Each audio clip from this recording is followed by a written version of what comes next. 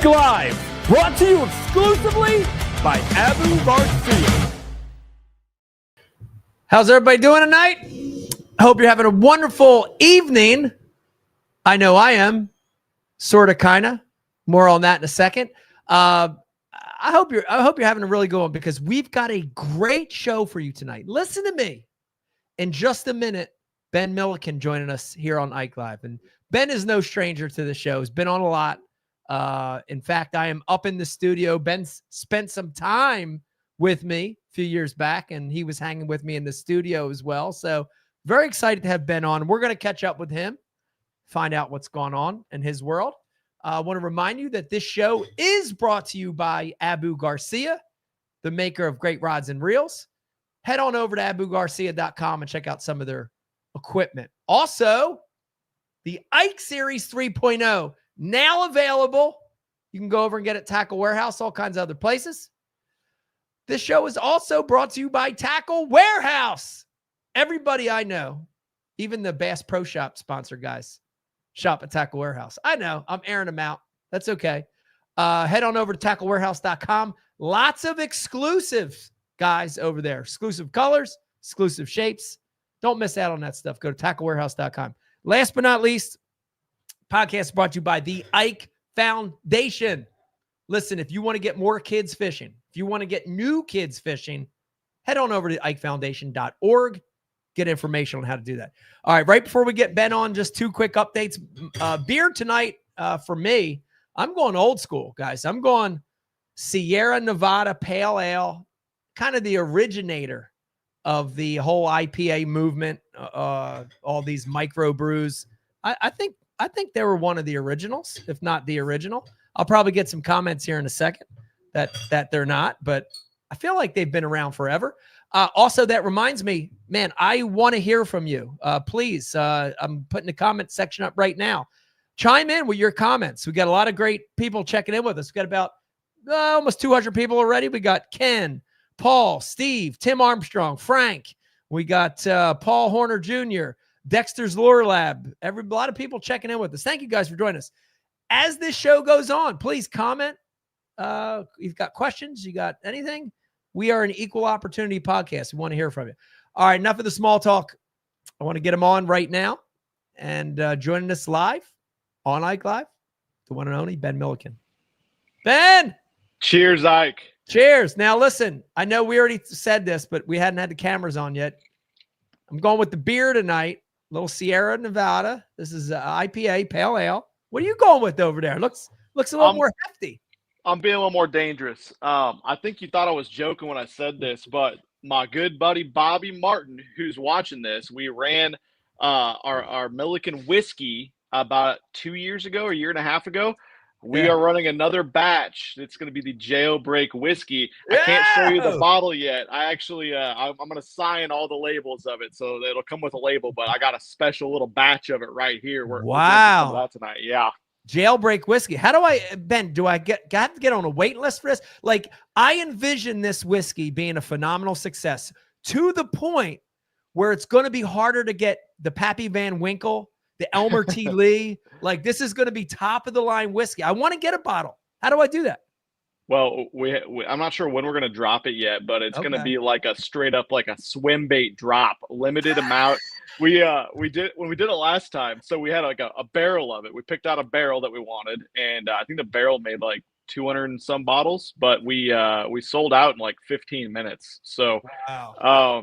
So yeah, it's limited, and we're hoping to do it a little more consistently moving forward. Maybe even dabble in some beers and IPAs too. We've been in some talks, so I love it. Exciting, yeah. I love it. Go for it, Ben. I can tell you one thing. You know this already, but I'm a giant fan of beer and liquor, and I love it. So keep me on the loop on all that. When you said the swim bait drop, I got a little disappointed because, dude, I can never.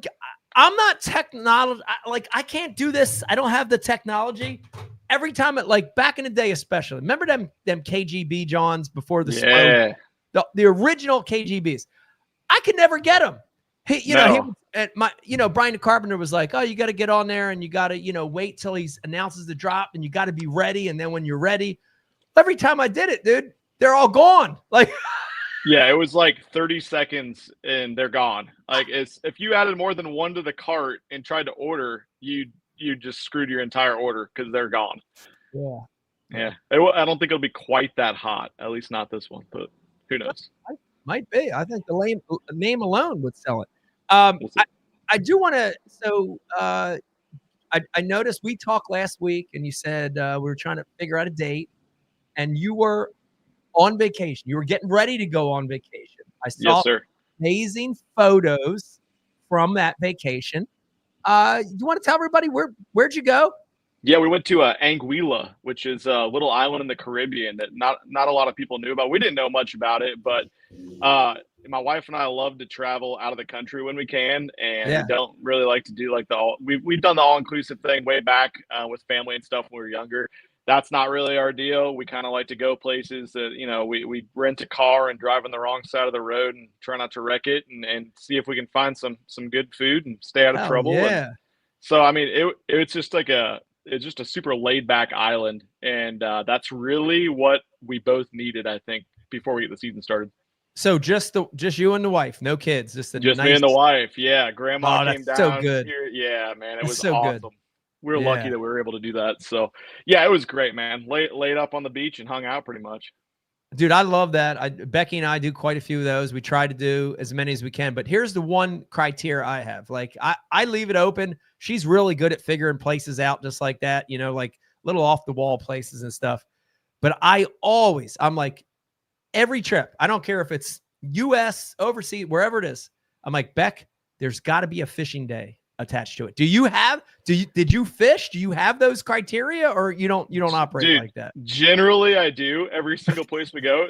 I don't even know why, but this time, like, I didn't even consider it. We hadn't been on a trip together, just me and my wife, in like 2 years, and I was just like, I've been dragging you all over the country fishing the Opens, the Elite Series. We just need a vacation without it. And we got there, and she's like, why didn't you pack your fishing poles? We're right here on the beach, and there's a reef right out there. I'm like, fuck, I don't know. You're right. I should have. But no, I did not fish. I did not plan a fishing day for like the only time in my life. And I kind of regretted it a little bit, to be honest. But it's what it is. Yeah. Yeah.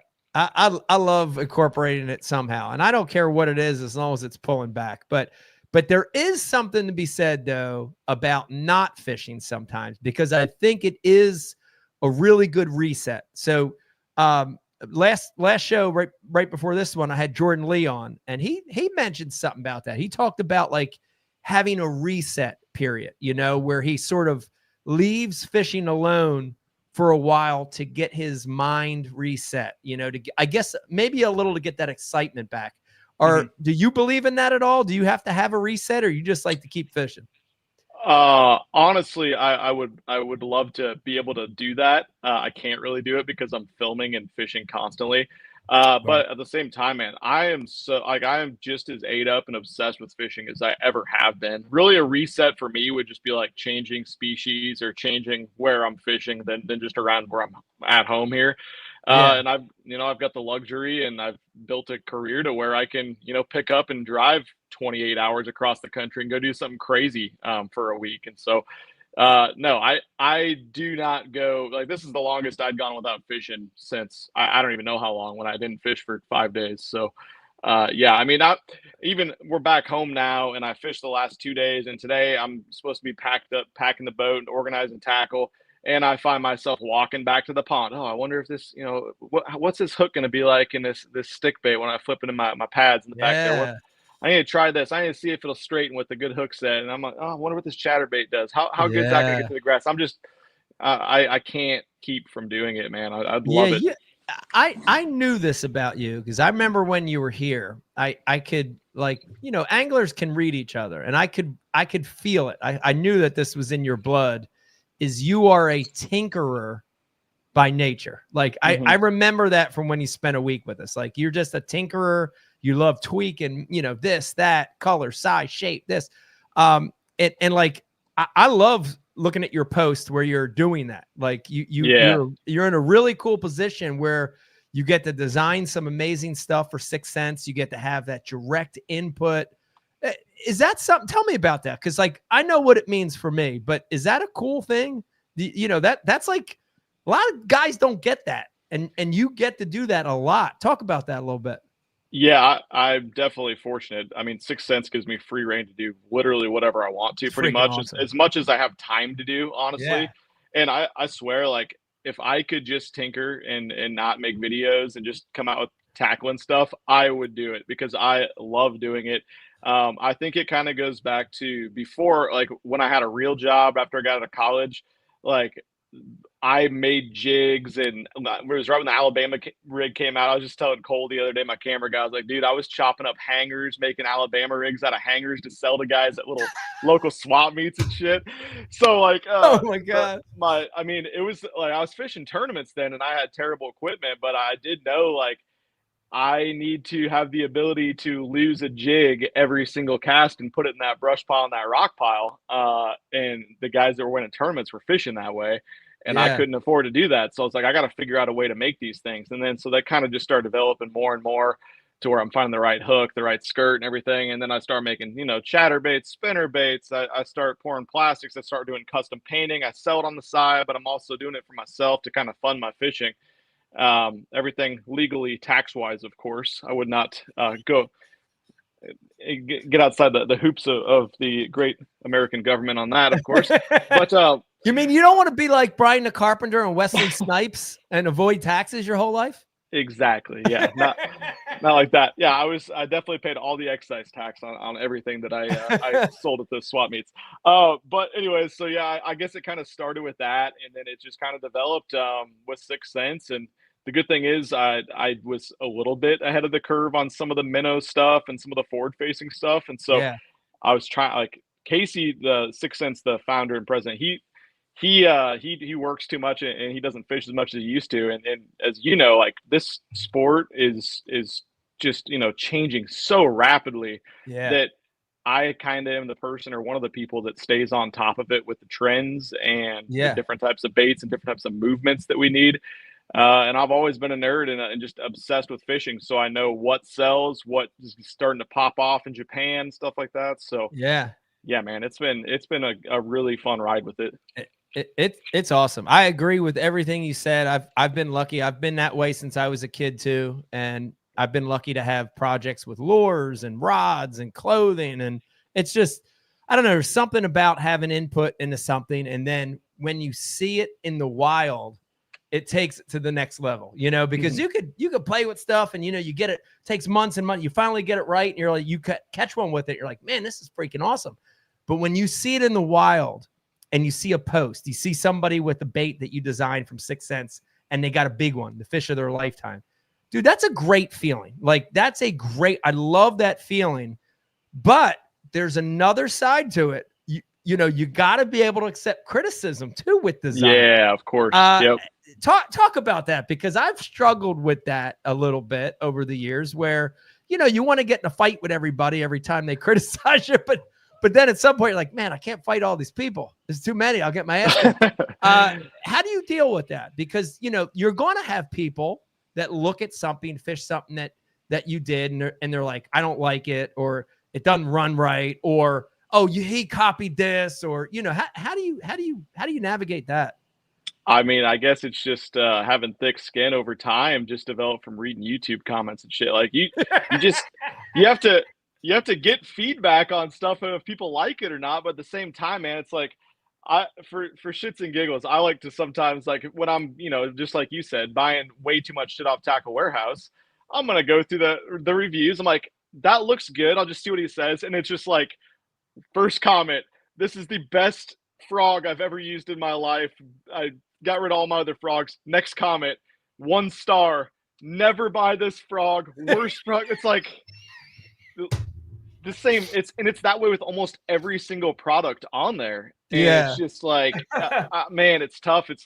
I mean, it's always going to be that way, I guess. And that's the cool thing about our sport is everybody's different. Everybody likes different things. Everybody fishes a little bit different.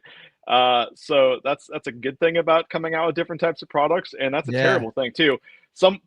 We've even had some extreme examples of other Elite Series pros even making videos trying to push their product strictly to bash the product that I came out with in Right. their video, which is Right. interesting situation. But I think their reputation kind of precedes them, so it didn't bother me too much. Kind of made them look like some little girls, but it is what it Yeah. is, Yeah, you got to take some of those. I read them too, and you got to take some of those comments on Tackle Warehouse stuff with a grain of salt, because I know for a fact, like, I'm going to out him right now, and I know he doesn't mind me outing him.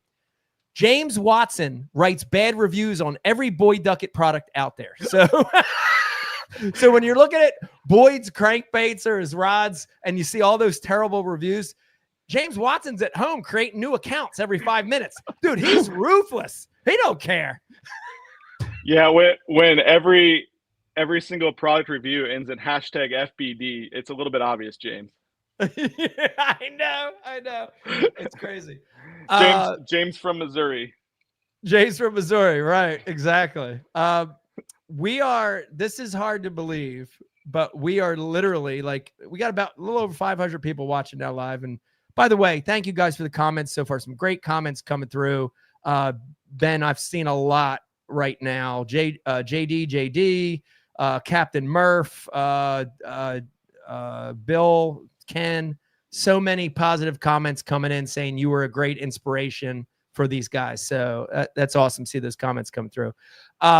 We are 1 week away, like actually less than a week. If you look at the travel time and stuff, we are less than a week getting ready to embark on a brand new elite season. And Ben, this is going to be your sophomore season. I know you're excited. We talked a little before the camera came on. I'm excited, maybe depending on this. We'll talk about this in a second, but I kind of want to get your opinion. I want you to kind of look back at last year and reflect on it for me a little bit, because, like, honestly, I remember when you were here, you spent a whole week with us. It was so awesome. It was such a cool time. And I remember the dream that you had, at the time, dude. You were so big on YouTube. You were already a brand, you were already a personality, but you were like, man, I want to get to those elites. And I can remember it. I remember that dream you had, and you had such a positive outlook on what it would be like to fish, professionally at the elites. Take me back to last year. What was it, fishing wise, it was a great year, but was it a good year? Was it everything that you thought it would be? Talk to me a little bit about that. Yeah, I mean, I think we could go a lot of ways with that. It was incredible. It was my dream, of course. Yeah. And the open schedule was such a gauntlet. I almost felt like at times I was still exhausted from making it through that. I mean, our season didn't end until the middle of October. Right. But going into the season, I felt like I was really mentally prepared, and I had, a couple things I've been doing in Texas that other guys weren't really caught on to quite yet. So I was super excited for that. Yeah. And I kind of got off to a great start. The first 2 tournaments, I got 2 top 10s. I lost fish at Toledo to win the event, for very first event. And I was, I felt really, really good about how that started. With the classic, everyone tells you, like, there's so many distractions, and it's so hard to, no one from I don't know if anybody from the opens has won it in such a long time, but they talk about, all the first time guys have such a hard time with it. Yeah. And when I got there, I wasn't fazed at all by the media, by the press and everything. But it was such a long, exhausting week mentally with me, with, like, family business stuff. Lodging was terrible. Logistics of getting around were terrible, with it being 2 hours away from the weigh-in to the expo to all the events we go to. So it was just a lot. And I didn't have a good tournament at all. I totally missed the bite, and the things that I thought the fish were coming to me, they didn't. They went away from me, and I didn't make any adjustments. And then I leave there and I go to the Harris chain the next tournament, and Classic doesn't count for points, and I was tied for first in Angler of the Year points even after only 2 events, so it didn't really mean anything. But Man, go to Harris Chain, and I put up 100th place finish at the Harris Chain, which was phenomenal.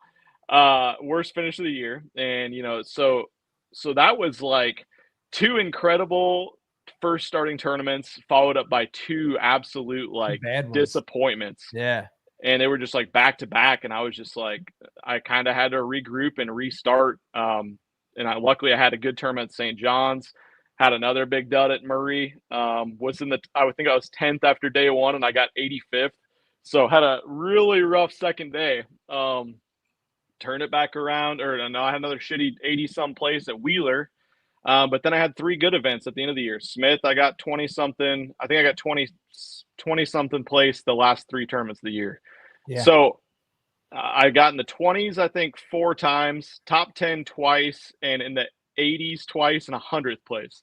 So I had like 3 terrible tournaments and 6 tournaments where I got, 30th place or better. Yeah. So it was really like, and I'm not really a swing for the fence type guy, or like, like I'm going to go flip a jig, and it's either I'm going to catch them or I'm not. So it was kind of caught me off guard, how inconsistent I was.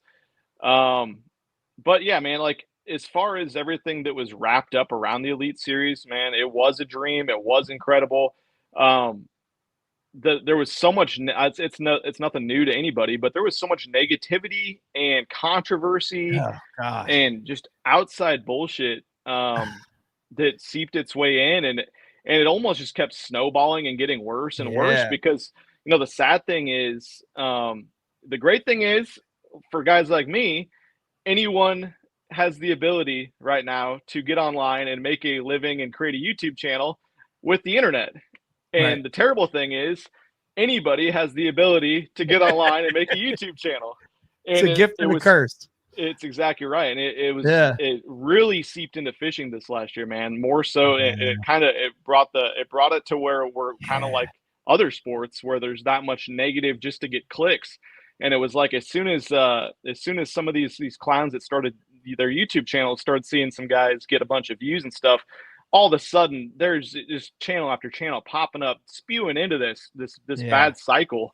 Yeah. And before you know it, I mean, I'll be the first to tell you, I don't think Bass does a good job with their reach, and I don't think they reach that many people. Like the little channels that are posting videos that have never even watched a bass fishing tournament before or don't know shit about what's actually going on, they're getting more reach than Bass is. Right. And I mean, our 9 tournament season is over the course of 7-8 months, so everything's so spread out. It gives you so much time to freaking just let everything just kind of get worse and snowball. Yeah. And so that side of it was challenging, especially being in the rookie class that was getting so much shit. And I've kind of always felt like, whether they felt the way or not, I think a couple guys definitely did, that I was kind of like a leadership position somewhat of the class. Yeah. Since I was 27 years older than everybody in the class. And I mean, you actually had hair under your armpits and the other guys did. Yes, yeah. Exactly. Yeah. And obviously had more reach just from my past and everything on social media, and more of a voice than all those guys did. So I didn't like that they were coming after some of these guys because they don't know what they're talking about. Yeah. And I got really sick of that. Obviously I need to worry about myself, but at the same time, I'm getting lumped in and getting the negative press about it too. Yeah, that sucked. Like, sucked, Ben. And I said it. I had Kyle Patrick on, and I said it to him, and I want to say it to you too while you're on here. I'm sorry.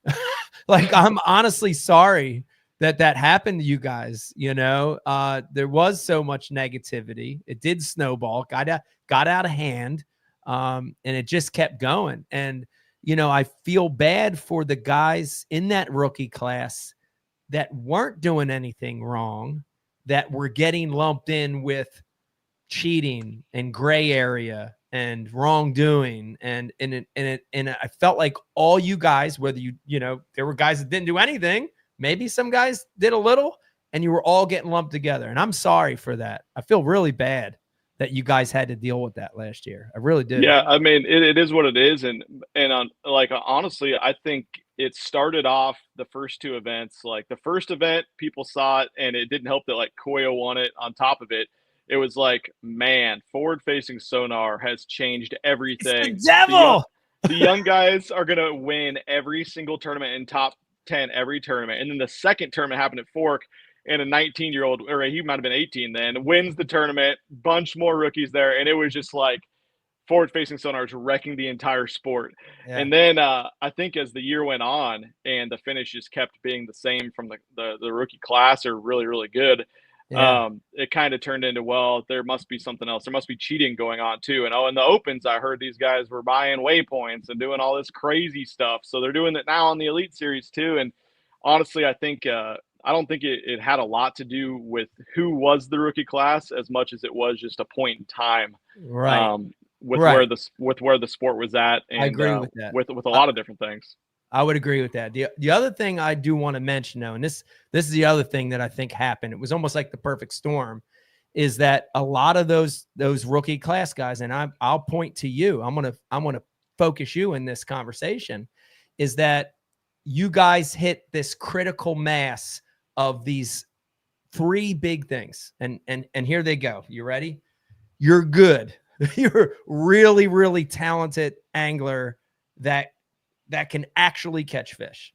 You know, number two, you're a great personality. Like, you can speak to people and you've got a brand and people are attracted to you, you know? And then on top of that, Ben, when you sprinkle in this third element, it's the kiss of fucking death, bro. Here it goes. A little fairy dust. You guys are young. So you're young. You're good. You're talented. You got charisma, dude. That people will hate you. It brings out the haters. And listen, this is coming from a guy that was in that exact same position without forward-facing sonar. There was none of that shit going on back then. But I remember being hated, in my early years. So, it is something that happens, and it is something that you got to deal with. Someone, I made a social post earlier in the week talking about this show. By the way, we got about 700 people watching right now. Thank you guys for tuning in.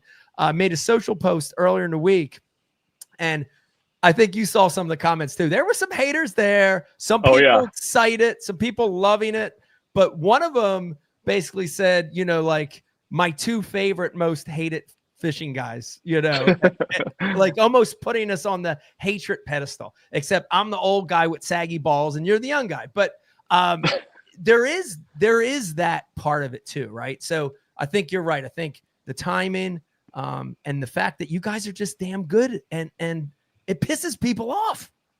Yeah, definitely. For sure. Yeah, I think it's the internet, and people are already, the type of people.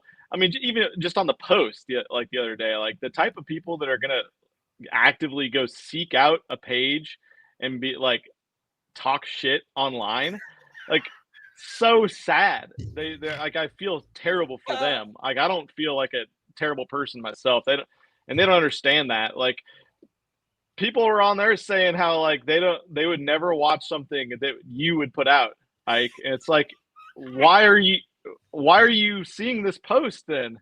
Like, do you just like click on your page or search your page and see what you've posted lately and type mean shit? Like, people are crazy, man. And it's crazy. It will be interesting to see, I don't wish it on them or anything, but it'll be interesting to see with this year's rookie class, because it's we got Cody Meyer and Dakota Eber that have been around for a while. A couple more veteran rookies. You're right. Correct. Yep. And then a couple guys that are just, a little bit older. There's not an 18 and a 20-year-old, or, I mean, shit, half those guys, everyone besides me and Kyle Patrick, I think, were 25 and younger. So I think it's a little bit older average age. So we'll see, kind of what the experience is like for them. And I'm curious what the experience is going to be like for us. Like, are we going to have like the same, are we just going to get lumped into the young guys now, my class, and the guys that are going to continue to do well? Or is it just going to be like, they're still cheating, everybody's cheating that's young? I'm just kind of curious to see what the vibe will be, but at the same time, I just do not give a fuck. I'm so excited to go fishing in 4 days. Yeah. I think Ben, your YouTube career before this, hardened you up very well. It prepared you well. Yeah. New Jersey, being born in right outside of Philadelphia, hardened me up. Getting beat up a lot in high school hardened me up. So, but I think your YouTube presence prepared you for it. By the way, I just saw one come through. I want to mention because it made me laugh real quick. It said, oh man, where was it? I can't find it now. It was basically me and you were on Mount Hatemore. Our faces were on Mount Hatemore. So nice. I need that on my next t-shirt. I like it. Speaking of all this, I think it's maybe a good segue, the jealousy that exists out there and the hatred. There is some of that, and you got to deal with it, but you keep going. You keep doing your thing no matter what. We got to jump into this. And honestly, Ben, I've really kept out of the details of your situation. And I sort of did that a little bit on purpose, because I wanted to talk to you about it personally and not read somebody's comments or this guy's comments or this guy's comments about that comment. So I would love to know from your perspective, like how it went down. Like, and I don't know if you're in a legal situation where you can or can't. So whatever you can say, I would love to hear it. Like, tell me about this jail arrest situation. I see you rocking a t-shirt. I love the way you embraced it. Got my t-shirt. I love the way you embraced it. We got 800 people on here. There's probably a good part of them like me that just kind of knew about it, but stayed out. You want to talk a little bit about what went down? We can go there, man. I mean, first off, I do got to say, like, this process is a long, drawn-out process, and I still will go to court, so anything I say can and will be used against me. Just going to straight up go out and say that, but at the same time, I was going to wait until it was all done and taken care of to make some posts about the truth about what happened. But I feel like, I don't owe the dickheads that are making the shitty comments or the people that want to make YouTube videos about the situation every 4 minutes. I don't owe them anything. I don't owe them and I don't know, just telling them what happened. But I do feel like, because I respect the Elite Series and the guys on it so much, and I respect Bassmaster, and of course I've talked to Chris Bose and Lise and everybody about this, and Davey and Dave and Zona. Not that he's a part of it anymore. But I owe it to them to tell everyone. So I am going to make a video on I'm thinking I'm going to put it out Sunday. I'm going to film it tomorrow if I have time. But I want to tell them, the situation, what happened. And like my lawyer said, I mean, I had a recorded conversation that we'll talk about in a second with the game warden. And I said exactly what I'm going to tell you, which is the truth. And so there's nothing that they can, like, I'm not worried about saying anything crazy. Now, there's some crazy shit that's gone on behind the scenes that I'm not going to expose, that is going to come out eventually. But this process might take until this fall or this next winter, which is insane. Wow. So I guess I'll start from the top. So if anybody's familiar, Texas has a program called the ShareLunker program, where from like January 1st until I think May 1st, if you catch a fish 13 pounds or bigger, you can call them, the ShareLunker program, and they will come with the truck that's got someone that works there or someone from the inland fisheries with the tank on it. They'll come certify it. They'll weigh it. They'll take a picture with it. They'll post exactly the lake you caught it on their website, so thousands and thousands of people can see where to go fish the next couple of days. And then you get invited to go to a banquet at this point, which is later in the fall that year. So this was last February, the start of February. So we start our elite season third week, fourth week of February last year at Toledo. So started last February. I was out fishing and I caught 13.2 or something. Wow. And it was like, I think it was the fifth one I've caught over 13 that would have been valid, but I've never turned it in because they put out exactly where you caught it at what lake and stuff, and I don't like to blow up lakes. So a week before, so you're actually, Mike, you probably know some details on this that I won't share yet, but a week before, I did a seminar for Bass University, and it was actually at the ShareLunker facility in Athens, Texas. And when I was there, so Natalie and Tom Lang, they with the inland fisheries and ShareLunker program, they said, Ben, we would really love with your following, your presence, if you could turn in one of these big fish that you catch, because it would do a lot for us. We think we need to get the word out, of course, everything. Yeah. And I was like, I would really love to. I'd love what you guys are doing. I just don't like that you post where the fish are at, the lake you caught it at, because this is Texas. I saw what happened at OH Ivy. We caught a 16-pounder there, and we were the only boat on the lake. And, over 1,000 boats were there every day for the next, 2 years. Right. So I was like, that was my experience with it. And they're like, well, we can delay it a little bit. We can do this. We can work with you. And I had actually, kind of another backstory. I had talked to Zach at 6 Cents, and he's like, hey, we sponsor the ShareLunker program. Can you send some baits so they don't have to pay shipping when you go to your seminar? The previous week, was like, yeah. So I walk in with like 4 giant boxes of tackle, because 6 Cents is a sponsor of the ShareLunker program, and I brought it personally to them that week to do it. And so they're doing they gave us all a tour. They showed me around, and I'm like, you know what, these guys are doing a good thing here. They've been super nice to me. I was like, when I catch one, or if I catch another one, I will call you to turn it in. Right. And she's like, great, we'll work with you to keep the lake hush for a little bit at least. And I was like, great. Week later, fishing at a lake, catch 13. So I call her, Natalie. I'm like, hey, I got 13. Not sure if I want to turn it in because the lake's not very big. Yeah. Is there any way you can not say where it is? And she's like, we can wait until the press release goes out, like in 2 days. Because it was weird. There's 2 other ShareLunkers caught that day, which was wild. Wow. Anyway, so I was like, fuck. All right. Well, I thought about it. I was like, okay, I'll turn it in.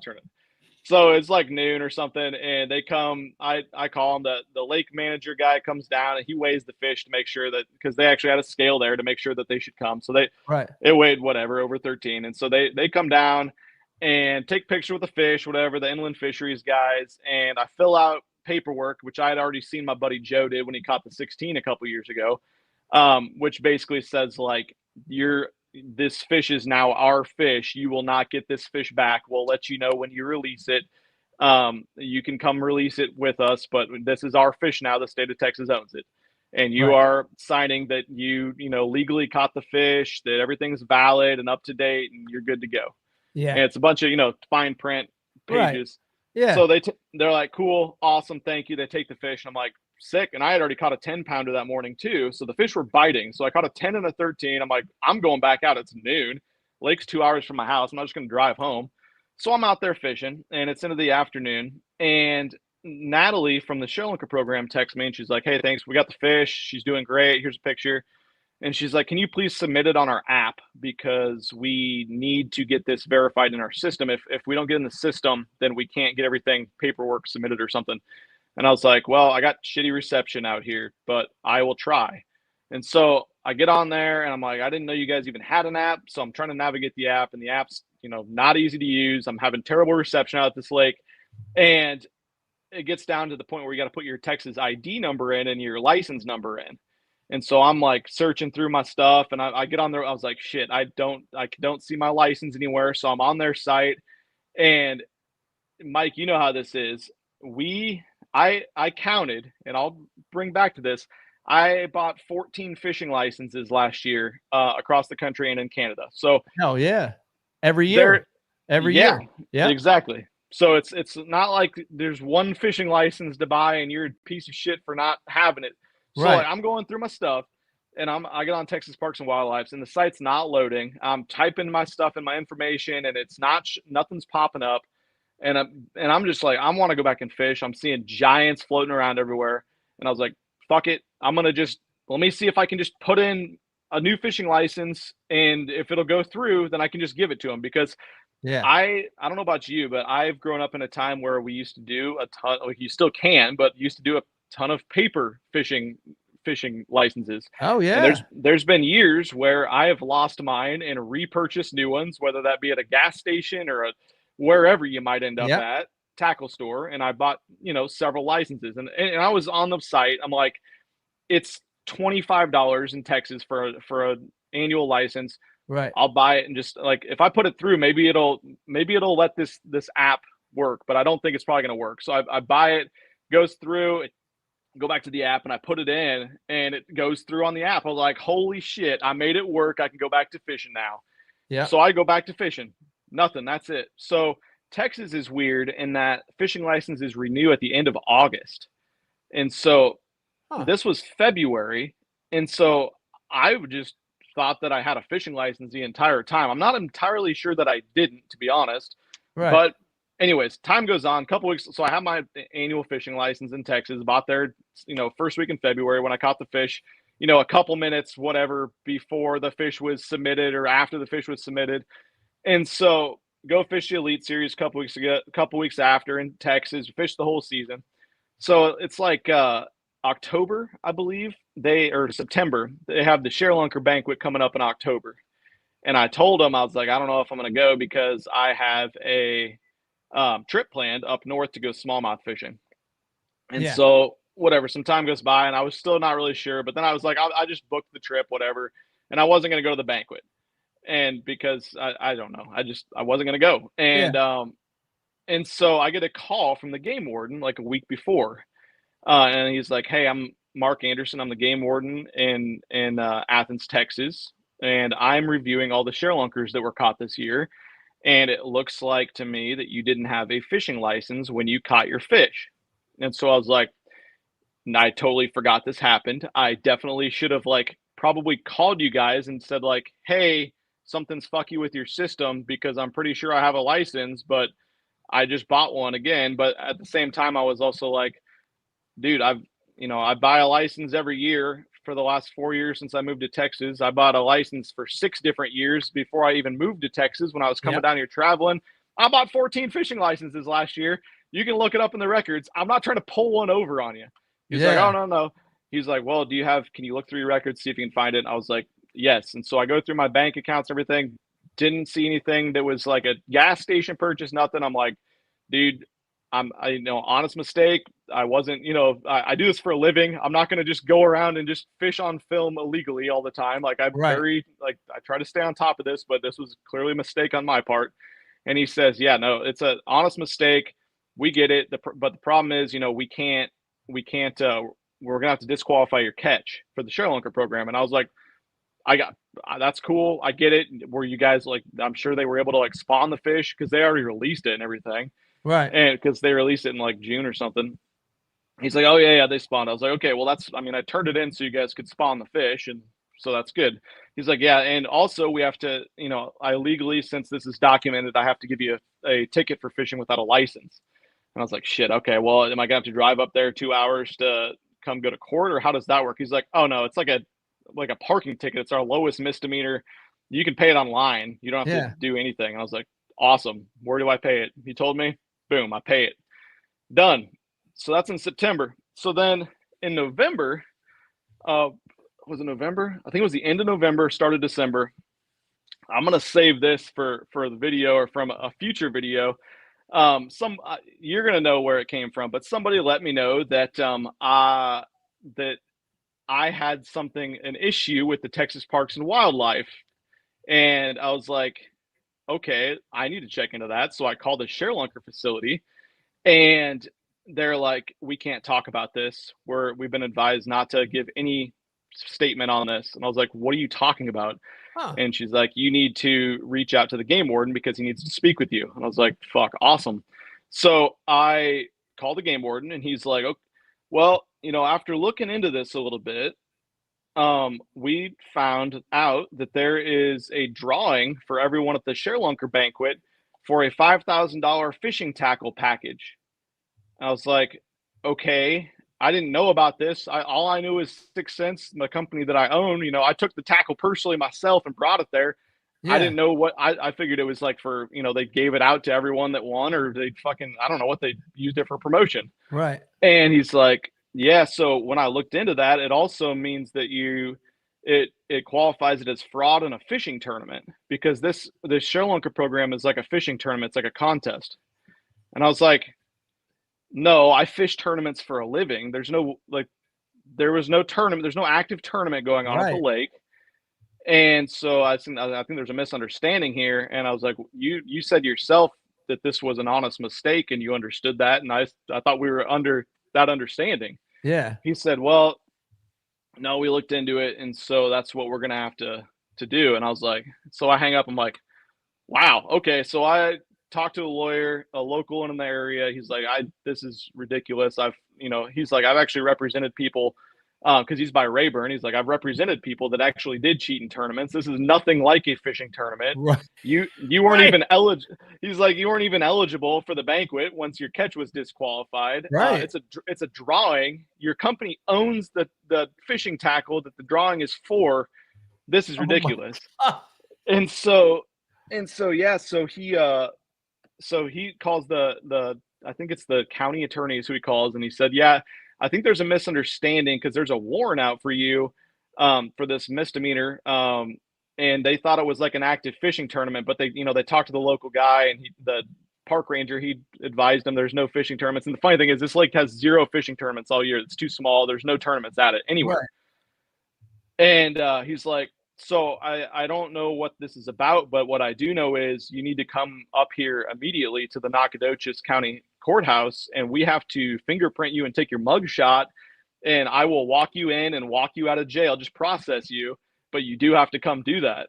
And Yeah. so I had to drive a couple hours up there one day, and then next day after that, and get my mug shot, sit there with guys that are like, meth heads and shit so that they're asking me why I'm in there. I'm just like, I'm talking to them and they're just mind blown, and so anyways, I get, so that's been ongoing. And then this is crazy. This is dude, as you're talking, like, this is like a bad Hallmark movie. Like, this is legitimately like a bad movie right now. This whole thing.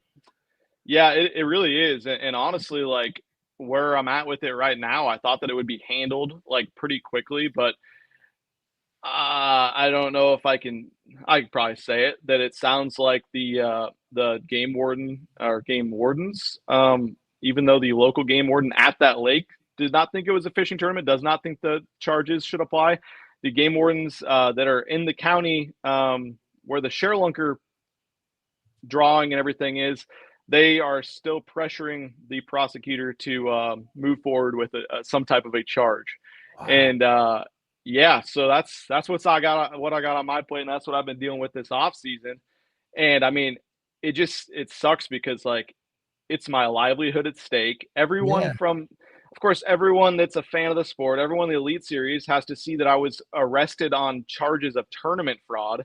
Right. And like, at the same time, like, I get, if you're at a 5,000 foot level looking in on it, you see me and you're going to say, oh, this fucking spoiled rich guy that's fishing, that makes YouTube videos, is super famous. He doesn't think he needs to buy fishing licenses. He thinks he's above the law.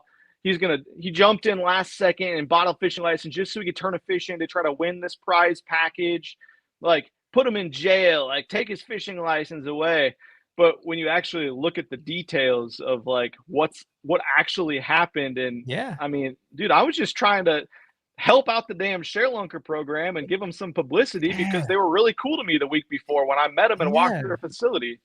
And so, like, I'm disappointed. I'm really disappointed that something like this can happen. It freaks me out. Shocked. Yeah, I'm shocked. Yeah, man, because like, as you're describing what's going on. Like, there's like simple mistakes, and then there's like this almost vendetta that's been created, and I'm not processing it right, because when I look at it, like, what, like, in the beginning, right, like, her response was, hey, we need help, we want you to submit one, and they're asking you for a service, which, dude, that's what they need. They need more people fishing. They need more kids fishing, right? Like, they need the exposure. And then something happened there in that time frame where all of a sudden, dude, they 180'd, they 360'd, and listening to this from afar, it sounds like there's a bad apple or two that is after you. Yeah, I'm not going. That's your opinion. I'm not going to say anything on that. I think there's definitely been some evidence that it's hard for me not to feel that way. And Yeah. it sucks because, man, like, my parents are both school teachers. I grew up in a pretty strict family. And the Yeah. one thing that I was always taught, like, I can be kind of a smart ass and a shithead sometimes, but I was always taught to respect authority. Yeah. And I always have, like, respected my teachers. It was respected law enforcement of all different types. My parents always brought me up like, your teachers are right and you are fucking wrong no matter what you feel. And it's the same with police officers. Whatever they say is correct, and whatever you feel, it does not matter, Yeah. because they are your superiors and they are, they're there to help you. And Yeah. so, like, I have like, you might look at some of my video titles or something and think that I'm, like, out of my mind, or feel some type of way. But dude, like, it sucks because, like, I've tried to build relationships with Yeah. the community down here, and I really, my whole thing is trying to get more people fishing. Like, Yeah. that was one thing that last year taught me, fishing at the very highest level in the top league, was that it killed my YouTube, like, a lot, like, my engagement and everything. Like, it's something that I just have to treat like something on the side. Like, my actual, like, what I want to do is not make a bunch of money from selling fishing lures. I truly want to get tackle in people's hands that helps them Yeah. catch fish, and I want to Yeah. get more people fishing.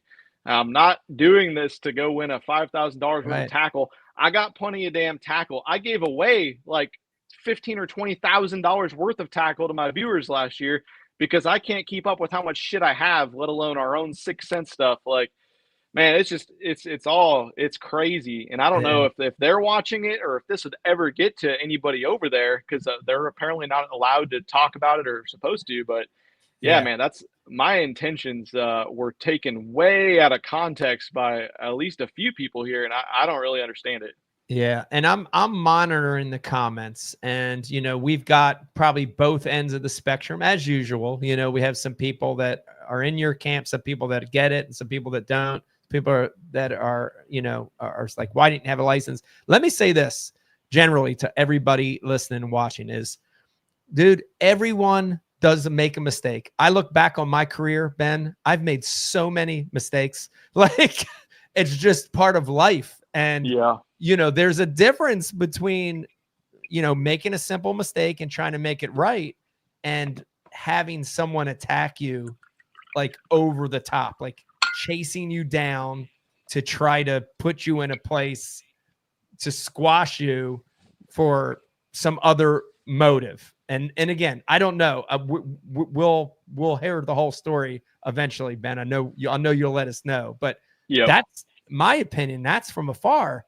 There's a little more to this story. Like, I don't know, man. It just doesn't feel right. So I guess the question is, this is ongoing. I know that the legal process can take a long time for stuff like this, for stuff above this. It takes a long time. How does this, where does this put you then in, like, with the license law now of Texas? Are you okay? Are you in good standings? Can you still fish bass events coming up and the classic and things like that? How's all that going to play out? Yeah, so I was worried about that too, because they had like the interstate compact thing that, Josh Right. Strachter had an issue with that. I Right. honestly don't understand how he had that issue where he got, it was kind of a wild deal with him. He got a ticket pre-practicing in South Dakota, even though he didn't even have any rods on the deck because he was just driving around. But Right. he didn't want to go do court and deal with all that, so he pled guilty. And then he got down to Texas and couldn't buy a fishing license, and essentially, had to zero for 1 or 2 events. Right. But as far as I can tell, or I'm aware for now, like, I've purchased fishing licenses for the whole year already just to make sure that I could. So I don't think anything can happen with my license unless they, like, took my license away once court went through. If I would Right. lose my case, which we are not going to take any type of settlement on, we're definitely going to take it to trial if we can. Right. It's because my lawyers thinks it's kind of crazy, but yeah. So I guess we'll kind of wait and see until then. I'm still trying to get it as soon as possible, a court date. So yeah, I don't even know. Like, by the by the time this probably goes to court or gets decided on, it'll be like this fall or winter, which it's like 2 years after when it happened. And Crazy. I don't know. It's all just like, I know I had good intentions, so I'm not even like upset about it anymore. I'm just confused, and I've always been paranoid that like I will post something in my video that will get me in trouble, that I don't even know what I'm doing, or that, you know, they'll see me keep a fish from somewhere, or a state agency will think it's from somewhere else and that I was poaching or something. And so I've always been paranoid. So to see this actually happen, man, it's scary for anyone that creates content online, I think. And just anybody that posts anything in general, man, it's scary. Yeah, I said it before, you know, you've got talent and you're successful and you've got a great image and brand and you're young, and boy, they come out of the woodwork. Here's my one request, and I don't know if this is legal, but I would figure out a way to do it, Ben. If you in any way can somehow wear a hidden camera when it's court day, dude, it would be the best video ever.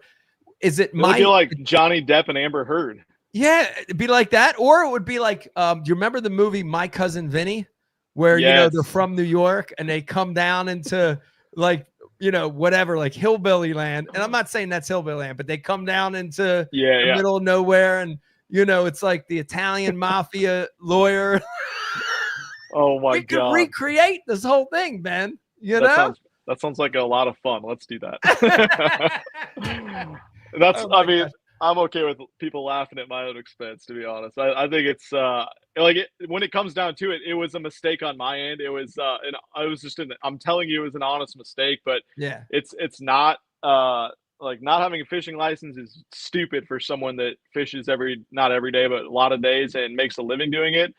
But also at the same time, like, I buy a lot of fishing licenses. It was a clerical, you know, thoughtless error on my end, and I probably should have checked in on it afterwards. But I mean, you know, one thing I do know from, you know, Tom, maybe I won't say that, but maybe someone else has spoken with inland fisheries in the ShareLunker program, that since they aren't allowed to speak with me, you know, they never checked my fishing license when they picked up the fish. And it turns out they have admitted there's been 8 or 9 times that they've picked up fish and they checked the fishing license and the guy didn't have a fishing license. Right. And this has never happened to any of those people. So well, interesting. It is interesting. I'm sure you've got a good attorney, and all this will come out, and it'll come out in court.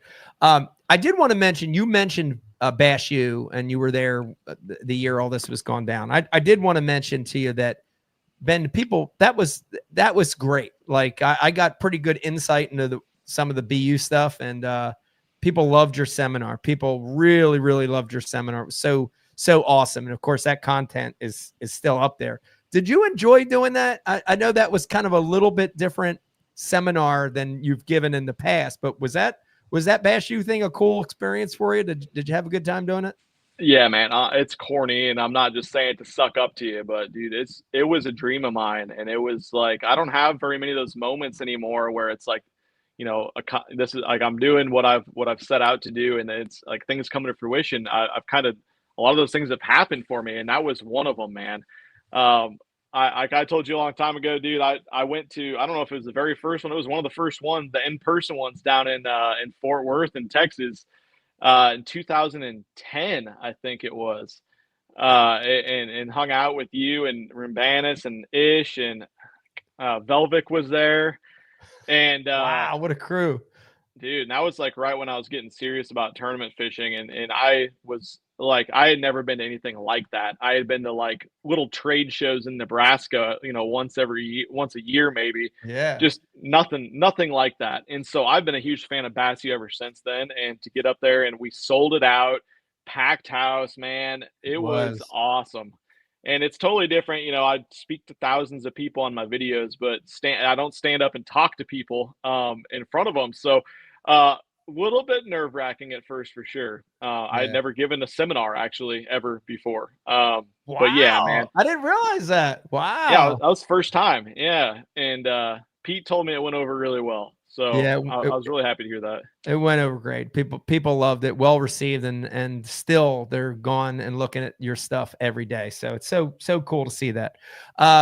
Ben, we're approaching an hour, but I did want to ask you, and this is one that I couldn't leave the show without asking you, is goals for the new year. You know, you're coming off a great qualifying year. You're coming off a great freshman year on the elites.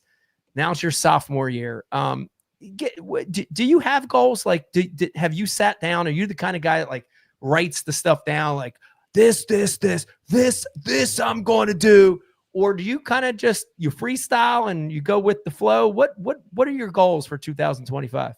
Yeah, I'm definitely not a goal guy, man. I mean, honestly, like my biggest goal is to somehow get my boat together so I can leave in 2 days. And I don't even know how that's going to be possible. But you know, with the changes in the payout structure and the entry fee structure this year, I'm probably not going to say anything different than what everyone else is feeling. But I'm not going to just like go crazy and swing for the fence or anything, but I'm going to try to win. I'm going to fish to win every event. I'm not fishing for, I do not care about making the classic that much. Like it matters. Like it'll matter to me at the end of the year. I can say it now, but I am going to fish every event to win. You know, you want a blue trophy. You want a blue 100%. trophy. Yeah. Yep. There's no like, and I think a year on tour taught me that because it's the same shitheads, and you shouldn't read comments, but there's a lot of people that thought I like, you know, obviously Ben Milliken can't fish at the top level. Did you see last year? Like I got 27th in points. I got 6 checks, and I felt like I had a great multiple year. top tens. Yeah. Like I felt like it was like a pretty solid year. And that kind of what I'm not saying that to brag or anything, but what that taught me was like no one gives a fuck. Like if you don't win, I honestly like no one even remembers who gets second in AOY. No one remembers who gets second in any tournament unless it's a nail biter, which there usually isn't that many. Like you got to win, and so that's all I'm gonna try to do. Yeah, that's a tough mentality to have, but I love it. Like I look back and there have been guys like that. Steve Kennedy is one that comes to mind. Steve Kennedy, man, he fishes like that every time. And he's popped off some big wins fishing like that. So I think it's a great mentality. And I actually hope you do it, Ben. I'd love to see you win one this year, man.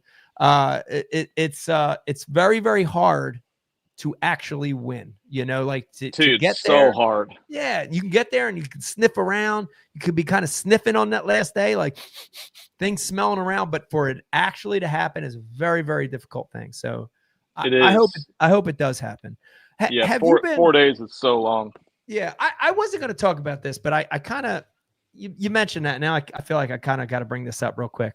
Have you been so? We got like almost 1,000. We got about 1,000 people on here right now. So give you guys a heads up.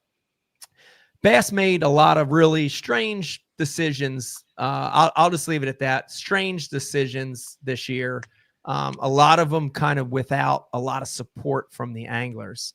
And the anglers, Ben, you remember this about 2 months ago or so, 2 or 3 months ago, were very, very fired up to the point where I've never felt that much energy coming from the guys about getting together and just saying, hey, man, this is getting a little out of hand here. Like we got to have a say here in what's going on. I feel like that momentum has really slowed. I feel like that energy has kind of gone away. Now we did sort of organize and we did sort of get a little association, an angler group to go out and talk to bass and work on some issues. I'm very thankful for that, but it just feels like it's hit a wall. It doesn't feel like it's gotten to the next step. Where do you stand on the anglers uniting, on the anglers being recognized by bass? Are you for that? Are you against that? Are you just over it? Oh, I'm kind of over it.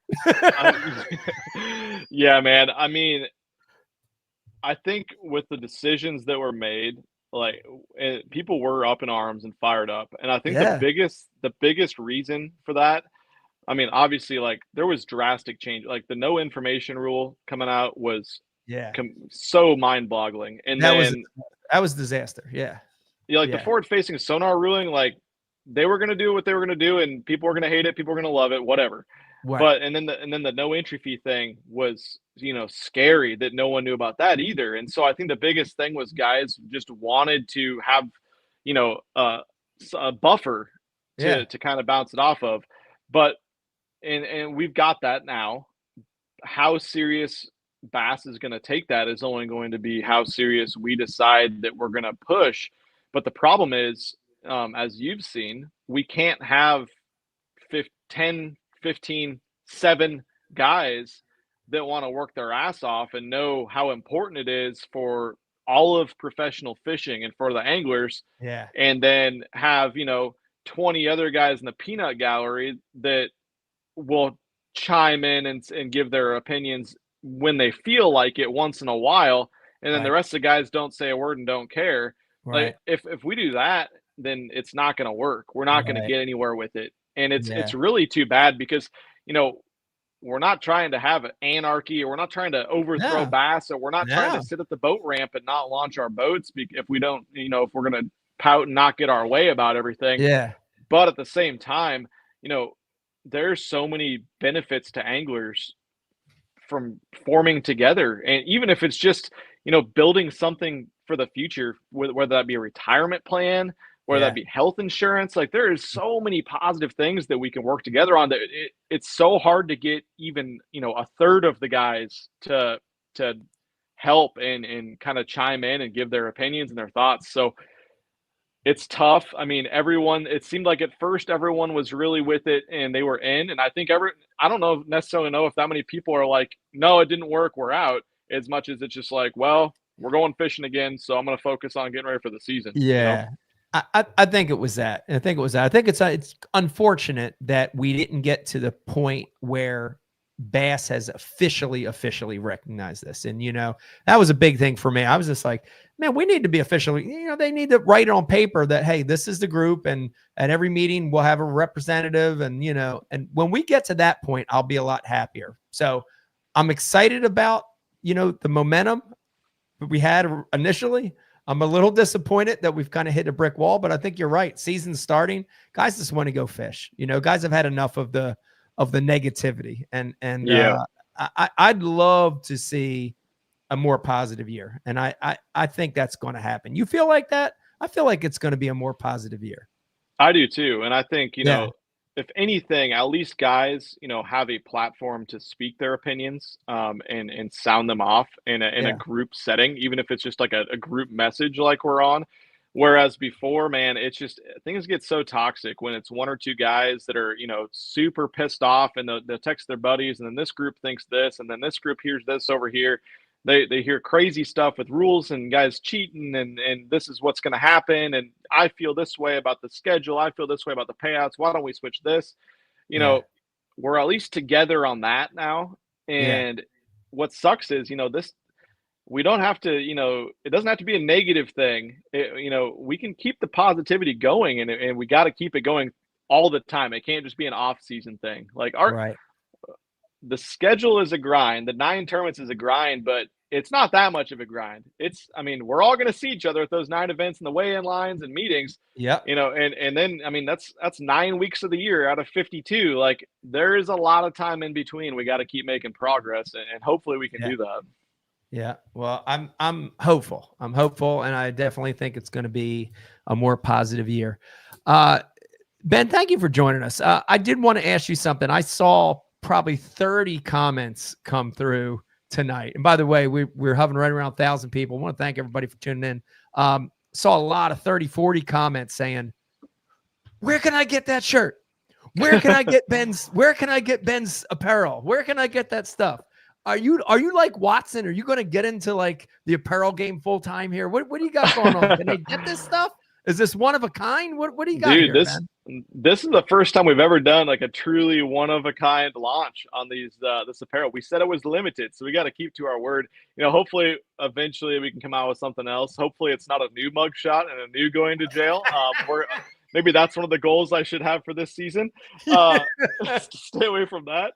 But Yeah, I mean everything I sell from my merch and stuff's at 6centsfishing.com. 6 cents. But Fishing.com. yeah, Yep. man. So I'm not gonna go full, clothing brand like Watson. But yeah, we have fun with it, and I thought it was something that kind of make some light of something that didn't need to Yeah. be like I committed a murder.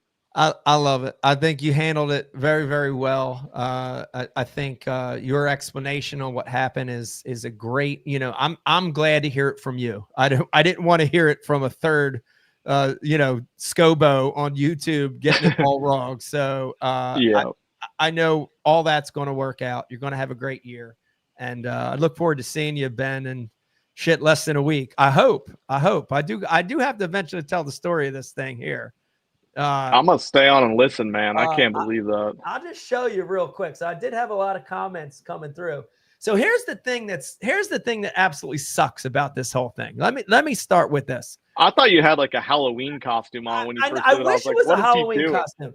So Ben, I've been back at the gym 4 months. I started 4 months ago. Like literally, I'm going to be 53. I'm like, man, I'm going to get back in shape. So I've been hitting the gym. I'm in as good a shape as I've been in 20 years. Not kidding.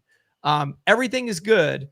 And filming content yesterday out here on the lake. Our lake finally it's half frozen, but I can launch my boat.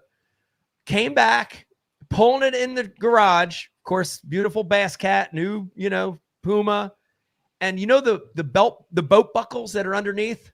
So I reached on the left side, I buckled it, and I reached on the right side, and I had some water coming out. So I kind of hit it at a funny angle, and I clicked it. And then when it gets tight, but like you want to give it one more pull. I did that, and I just heard pop. Oh my God. Dude, Ben, the loudest pop in my pit of my elbow. So in the inside pit of my elbow. And dude, it hurt so bad. It brought me to my knees, dude. Like brought me to my knees, like full on somebody hitching the nutsack. Brought me to my knees, like in tears. That's how bad it hurt. Took me about 10 minutes to catch my breath. And the whole time I'm thinking, it's all right. It's all right. And Becky's kind of looking at it like, you better go see somebody. So I went in today, and basically this is the early word I got before the MRI, because our medical system's an absolute fraud. It's a sham the way you got to do it. So I had to get an X-ray. I know it's not bone related, but I had to get an X-ray to go to make a doctor's appointment to have him say, get an MRI. So where we're at right now is basically I have the doctor saying, you've torn your bicep. It could be a minor tear, and I'll keep you in this thing, and you could still try to go fishing. It could be a bad tear. If it's a bad tear, you got to get in for surgery right away. It's 8 to 12 weeks recovery after the surgery. So I'm in a place, man, I've never been in my entire life, starting the season. And it's crazy because, like, dude, I'm so pumped up. It's my 30th year fishing professionally. Like, I'm like, this is going to be the year. And then 3 days before I leave, I tear my bicep. Dude, So that's unreal. I'm in a weird place right now.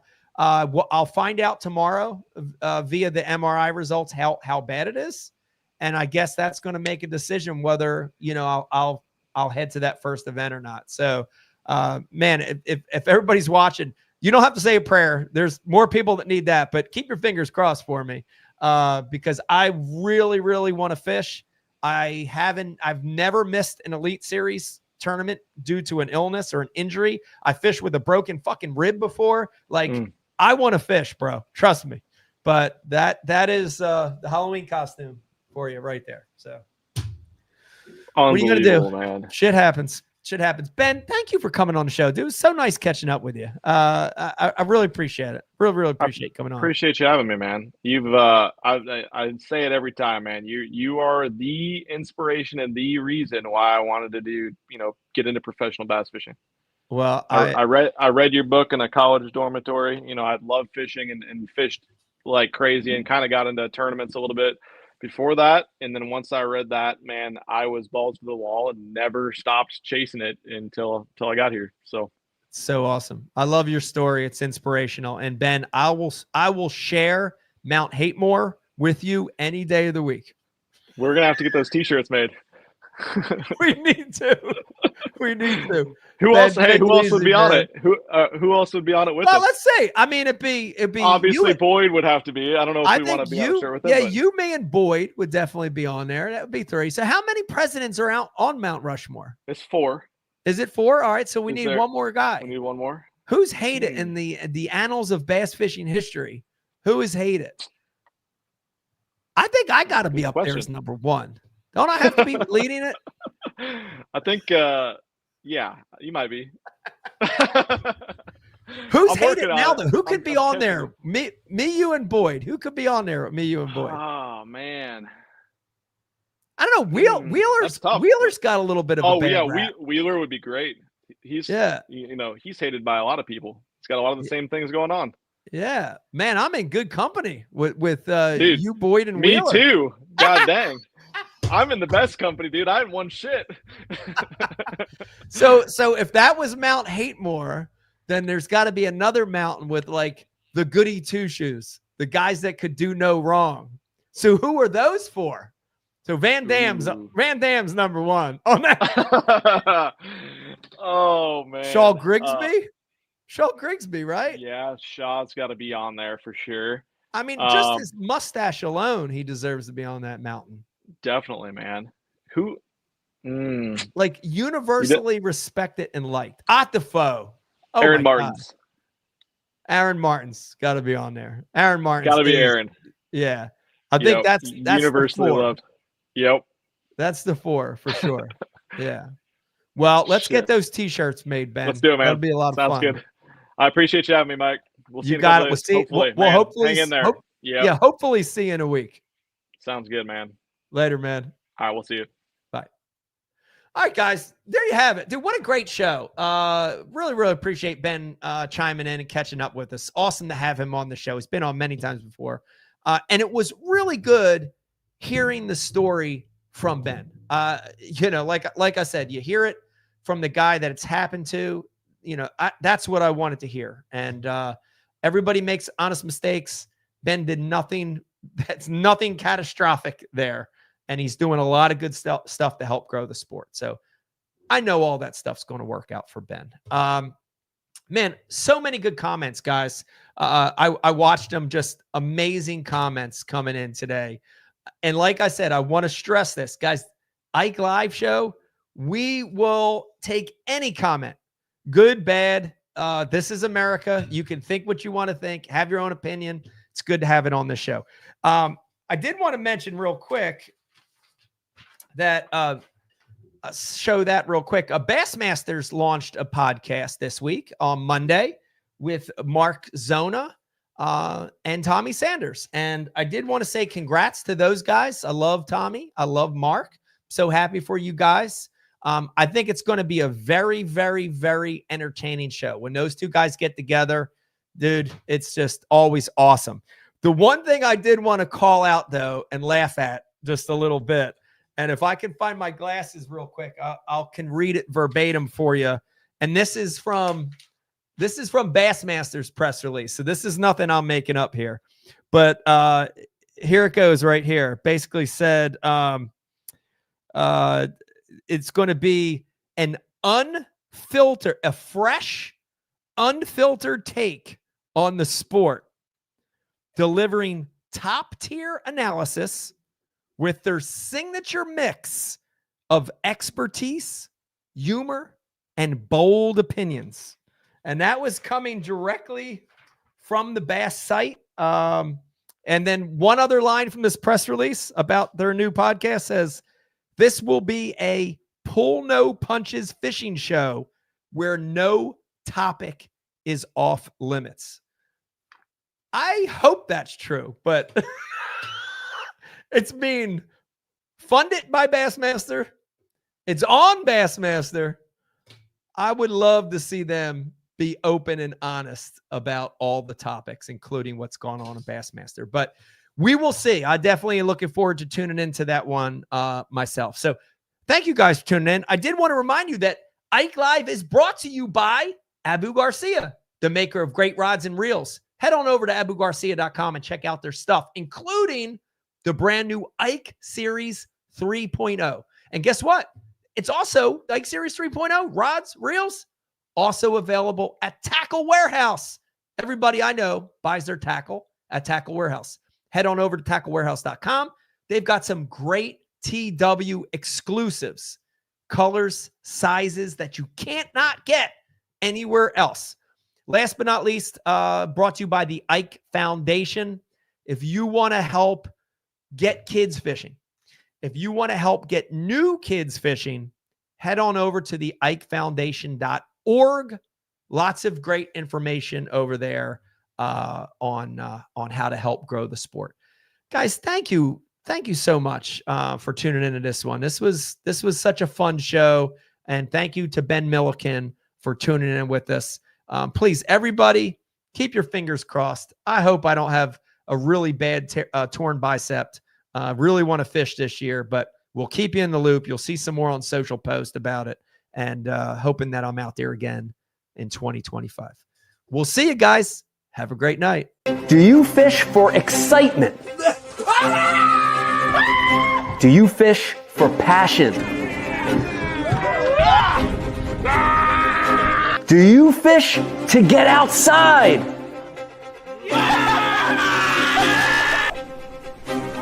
Or do you fish to win? Abu Garcia for life.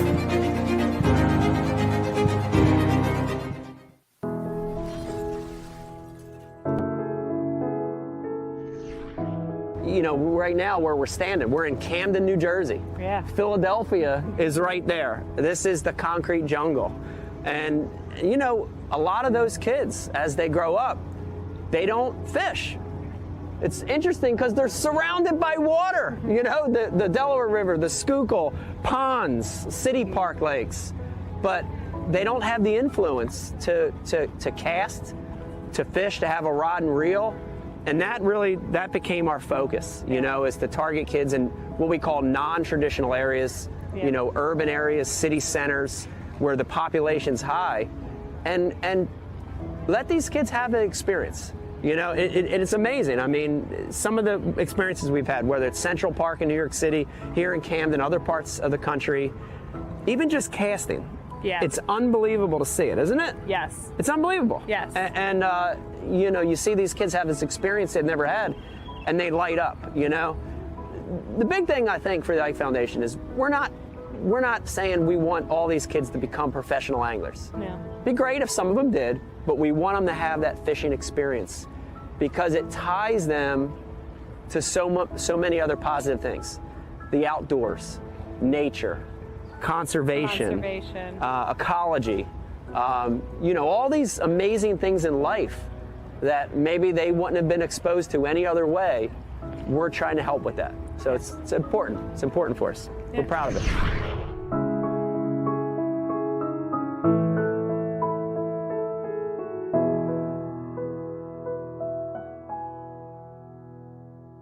I subscribe to Bass U TV, and so should you. Great place to learn about anything you want to know about bass fishing. You get it at Bass U. We got the best of the best. I'm not just an instructor, I'm a subscriber. I'm John Cruz, and I am a subscriber. You can always learn, and watching Bass U is definitely helps with that. It's something that I like to do, and it's definitely something that you need to do. If I'm still learning, you should be too. Subscribe to Bass U because you'll learn how to catch a lot more fish. Ike Live, brought to you exclusively by Abu Garcia.